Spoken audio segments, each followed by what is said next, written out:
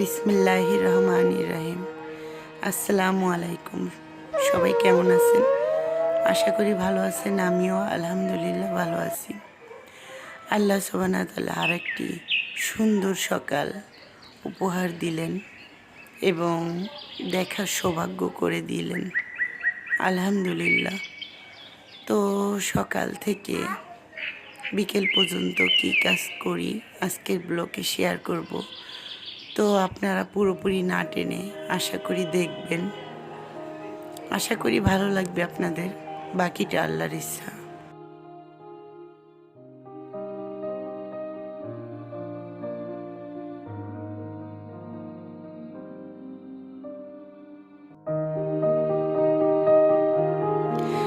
Biscuit এনেছিলাম, এটা বক্সে রেখে দিচ্ছি এখন আমি, কারণ চা দিলে ওরা বিস্কুট চায়, এই জন্য বিস্কুট এনে রেখে দিই।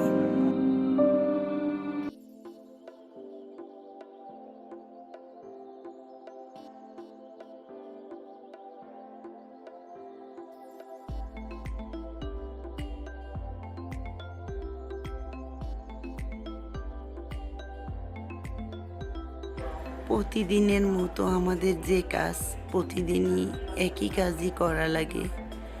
তো ঘরটা গুছিয়ে নিয়েছিলাম, আর এরপর চুলাটা মোটামুটি পরিষ্কার ছিল, তারপরে একটু মুছে নিচ্ছি, কারণ সকালে একটু হলেও ধুলা পড়ে। তো মুছে নিলে নিজের কাছেও ভালো লাগে এবং কাজ করতেও কিন্তু ভালো লাগে। তো আমি একটু চা বানাবো এখন।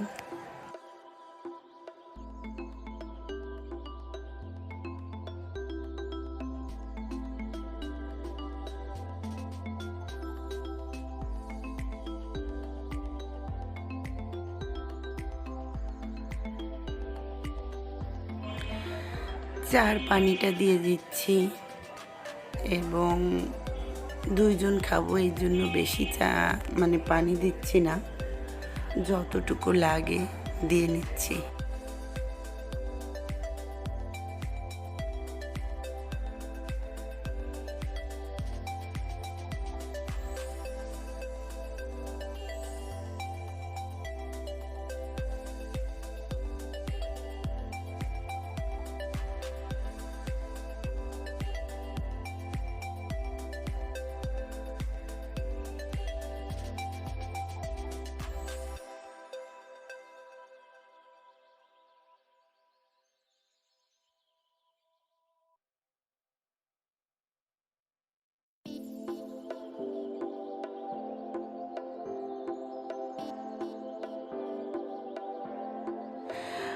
আর প্রতিদিনের মতনই এলাচ, লবঙ্গ এবং তেজপাতাটা দিয়ে নিচ্ছি।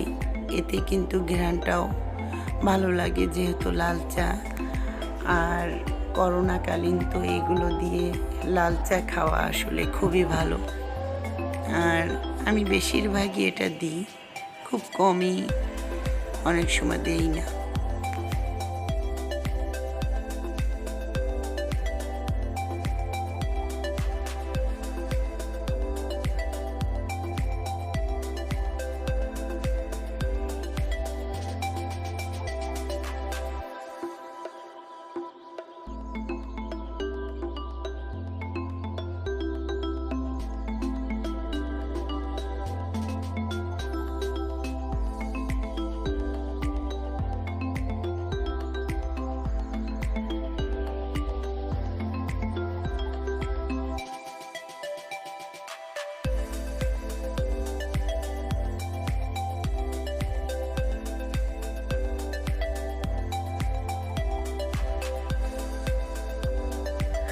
চাটা হয়ে গিয়েছে, আর সিজানকে পড়ার টেবিলে বসিয়ে দিচ্ছি, ও পড়া করতেছিল, আর এদিক থেকে আমি চা বানাচ্ছিলাম।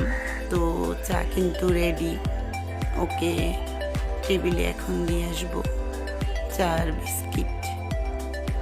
তো চাটা আমার ফাইনালি হয়ে গিয়েছে, আমি টেবিলে নিয়ে এসেছি।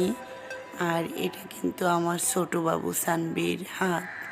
তো ও চা দেখে ও চা খাবে, ও বিস্কিট দিয়ে চা খাচ্ছে। আর ঘুমের থেকে তখনই উঠেছিল, দেখতেই পাচ্ছেন চেহারা বুঝে। ও তখন উঠছে এবং বলতেছে আমি বিস্কিট খাবো, তো ওকে দিলাম। তো আমাদের চা খাওয়া হয়ে গিয়েছে। এখন আমি এটা ধুয়ে নিচ্ছি প্রতিদিনের মতনই, সাথে সাথে ধুয়ে নিলে দেখবেন অনেকটা কাজ কিন্তু এগিয়ে যায়। আর যেহেতু কাচের জিনিস, বাচ্চা থাকলে একটু কাচের জিনিসটা সাবধানেই রাখতে হয়। তো আমি ধুয়ে নিচ্ছি।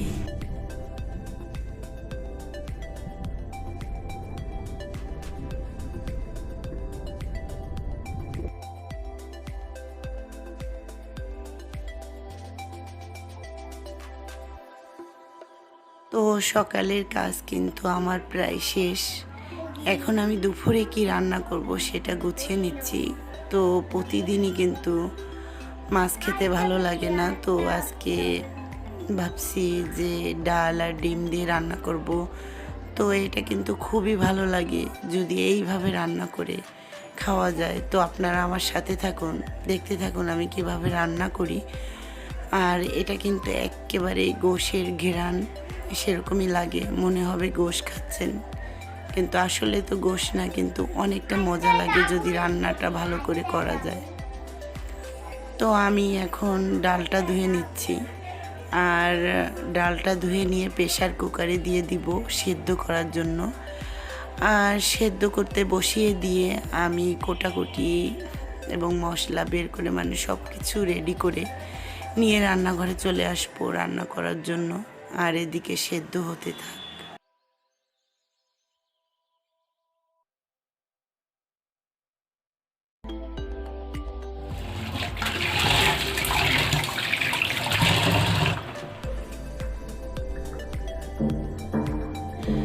ডাল ধোয়া হয়ে গিয়েছে, এখন আমি প্রেসার কুকারে দিয়ে নিচ্ছি সেদ্ধ করার জন্য।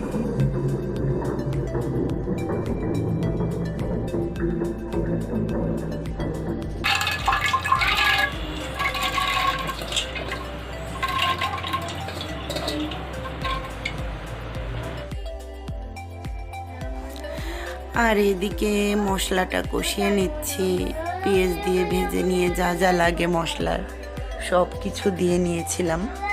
তো মশলাটা ভেজে আমি ডালটা দিয়ে দিব। আর এদিকে ডিম সেদ্ধ করতে দিয়েছি, কারণ ডিমটা ভেজে নিতে টাইম লাগবে না, আর ডালটা এদিক দিয়ে হয়ে যাবে এবং অনেকটা সময় তাড়াতাড়ি হয়ে যাবে, এই জন্য দুটো চুলাই দিয়েছি। তো মশলা কিন্তু ভালো করে কষানো হয়ে গিয়েছে। এখন সেই সেদ্ধ করার যে ডালটা রেখেছিলাম সেটা আমি দিয়ে নিচ্ছি।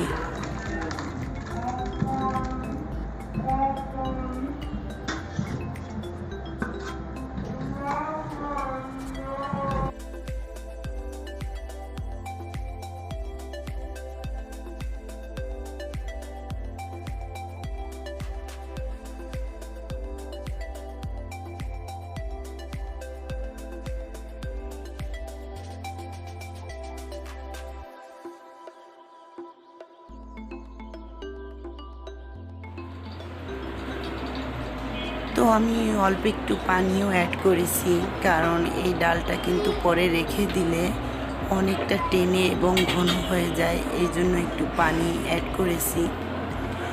আর পানি দিয়ে ভালো করে জাল দিয়ে তারপরে কিন্তু আমি ডিমগুলো ভেজে রেখেছিলাম। তো দেখেন আমার কিন্তু ডালটা এখনও রেডি হয়নি, ওদিকে ডিম সেদ্ধ করে রেখে মানে সেদ্ধ করতেছিলাম, সেটা কিন্তু ভাজাও হয়ে গিয়েছে। এই জন্য কিন্তু ওই চুলায় আমি উঠিয়ে দিয়েছিলাম ডিমটা। তো ডিমগুলো দিয়ে নিচ্ছি।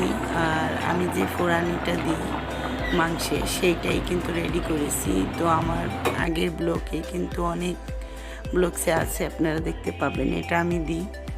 আর এটা দিলে সত্যি অসাধারণ একটা ঘ্রাণ বেরোচ্ছিল যখন আমি রান্না করতেছিলাম, অনেকটা সুন্দর। তো আমার কিন্তু ফাইনালি রান্না করা হয়ে গিয়েছে। আমি এখন এটা বাটিতে তুলে নিচ্ছি। আর পেঁয়াজ বেরেস্তা করে রেখেছিলাম, পেঁয়াজ বেরেস্তাটা দিয়ে নিচ্ছি। আর ডালটা কিন্তু সত্যি অসাধারণ, অনেক সুন্দর খেতে হয়েছে।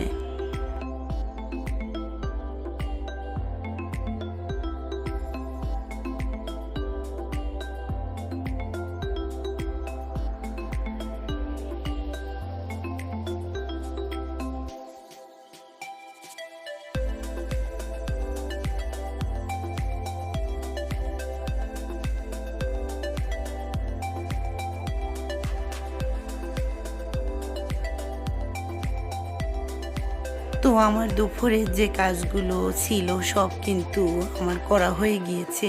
এখন আমি খেতে চলে আসলাম। তো ওদের দুজনকে কিন্তু আগে দিয়ে দিয়েছি। আর ছোট সানবিকে তো আমার খাওয়াই দেয়া লাগে, ও তো আর খেতে পারে না। তো আমি কিন্তু খেতে বসে গেলাম। আর এভাবে ডাল রান্না করলে আসলে খুবই মজা এবং মনে হবে যে গোশ খাচ্ছি, অনেক মজা। এবং ডালটা ওই দিন খুব সুন্দর হয়েছিল। আর গরম ভাত তো ধরতেই পারতেছিলাম না, দেখেই বুঝতে পারছেন। তো আমার চ্যানেলের যারা সদস্য তো সবাইকে আমি স্বাগতম জানাচ্ছি। আর যারা চ্যানেলের সদস্য না তারা অবশ্যই সাবস্ক্রাইব করবেন। আর প্লিজ লাইক একটা দিতে কিন্তু আপনারা ভুলবেন না। আর যারা ফেসবুক পেজের থেকে দেখবেন তারা লাইক অ্যান্ড ফলো করবেন অবশ্যই। আর আমার ভিডিও যদি খুব একটা ভালো লেগে যায় তাহলে কিন্তু রিলেটিভদের সাথে শেয়ারও করতে পারেন। তো বিকেলে রেস্ট নেওয়ার পরে সন্ধ্যার আগে বৃষ্টি নেমেছিল খুব, তো আপনাদের সাথে কিন্তু শেয়ার করি। আর এবার কিন্তু পুরোটাই অন্ধকার হয়ে গিয়েছে, মনে হচ্ছে রাত হয়ে গিয়েছে। দেখতেই পাচ্ছেন পুরোটাই অন্ধকার, কিন্তু বৃষ্টি কিন্তু নামছে না। বৃষ্টি একটু নেই, দেখেন রাস্তাটা কিন্তু শুকনো আছে, বৃষ্টি নেই। তবে মেঘ ডাকতেছে, খুব অন্ধকার হয়ে গিয়েছে। একটু বৃষ্টি নামলে অবশ্য অনেকটা ভালো লাগবে।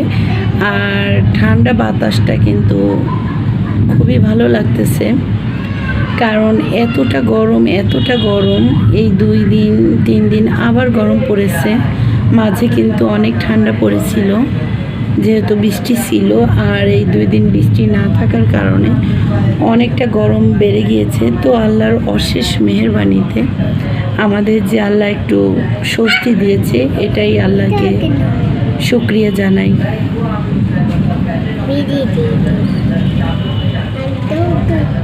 আর আকাশটা আসলে এই অবস্থায় দেখতে এতটা ভালো লাগে, কি বলবো, মনে হয় ছাদে যাই। তো বাচ্চা নিয়ে যাচ্ছি না ছাদে, কারণ বিদ্যুৎ চমকাচ্ছে, বলা তো যায় না, এর জন্য আমি ছাদে যাচ্ছি না। তো বেলকনিতে বসেই কিন্তু উপভোগ করছি কেমন লাগছে। আর অনেক বৃষ্টি নেমেছে, অনেক জোরে না বাবু? এবার কিন্তু অনেক জোরে বৃষ্টি নেমেছে, অনেক জোরে, দেখতেই পাচ্ছেন, দেখা যাচ্ছে না অবশ্যই।